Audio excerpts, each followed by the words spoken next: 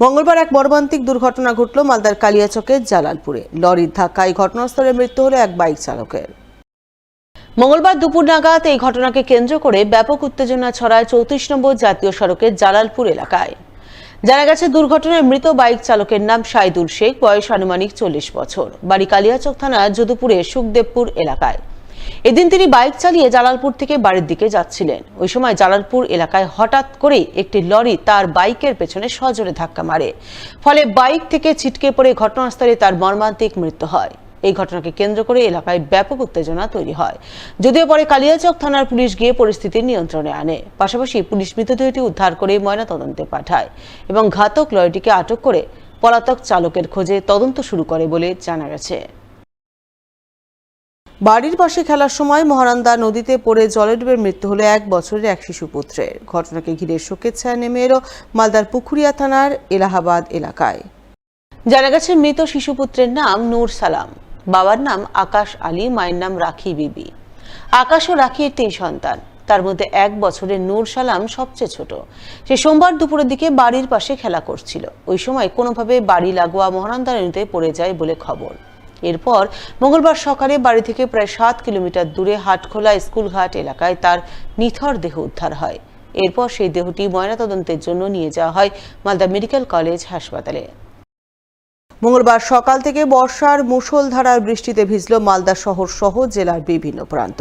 টানা কয়েক ঘন্টার বৃষ্টিতে কোথাও কোথাও তৈরি হলো জলমগ্ন পরিস্থিতি। মঙ্গলবার সাত সকাল থেকেই মালদায় বর্ষার বৃষ্টি শুরু হয়।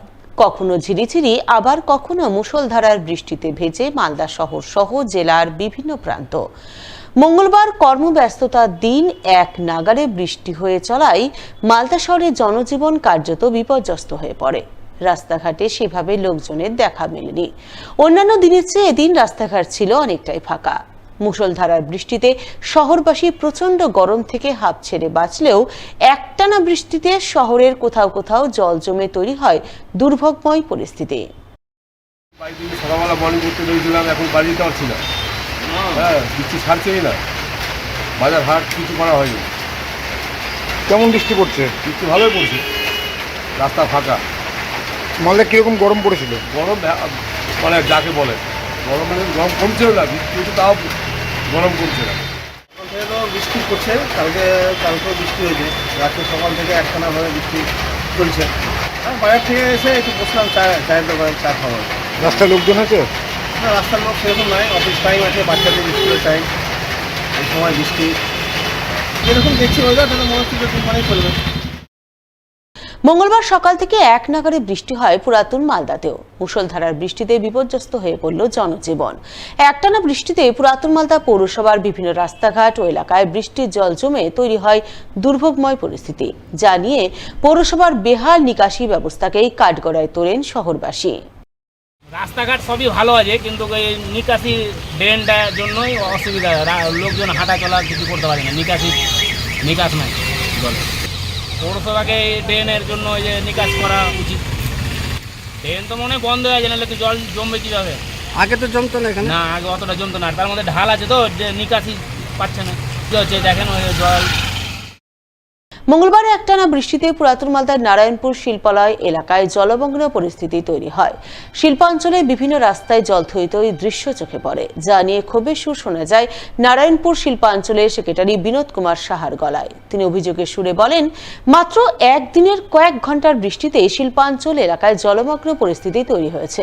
এজন্য বেহাল নিকাশি ব্যবস্থা দায়ী। এই বিষয়ে তারা বহুবার প্রশাসনিক কর্তাদের দৃষ্টি আকর্ষণ করেছেন, কিন্তু এখনো পর্যন্ত সঠিক নিকাশি ব্যবস্থা গড়ে তোলার কোনো উদ্যোগ চোখে পড়েনি। আজকে মনসুনের প্রথম বৃষ্টি। এই বৃষ্টিতে যা দেখতে পাচ্ছি, প্রত্যেক ফ্যাক্টরির ভিতরে জল এবং বাইরে জল। ড্রেন ব্যবস্থা একেবারে যা ইচ্ছে তাই। ড্রেনেজের ব্যবস্থা নিয়ে WBIDC মালদা অফিস ইনচার্জ, ওনাকে আমি মৌখিকভাবে অনেকবার জানিয়েছি ড্রেন পরিষ্কার ব্যবস্থা করা, জল নিকাশি ব্যবস্থা করা। আমাদের প্রত্যেক ফ্যাক্টরি, ছোট ছোট ফ্যাক্টরি, প্রত্যেক ফ্যাক্টরিতে ব্যাংক লোন রয়েছে। যদি কোনোভাবেই বৃষ্টির জল ফ্যাক্টরিতে প্রবেশ করে, লক্ষ লক্ষ টাকার ক্ষতি হবে এবং প্রত্যেক ছোট ছোট ফ্যাক্টরির মালিক কঠিন বিপদে পড়বে। এই ড্রেনেজ ব্যবস্থা নিয়ে সরকারের কাছে দৃষ্টিপাত করার জন্য অনুরোধ করছি।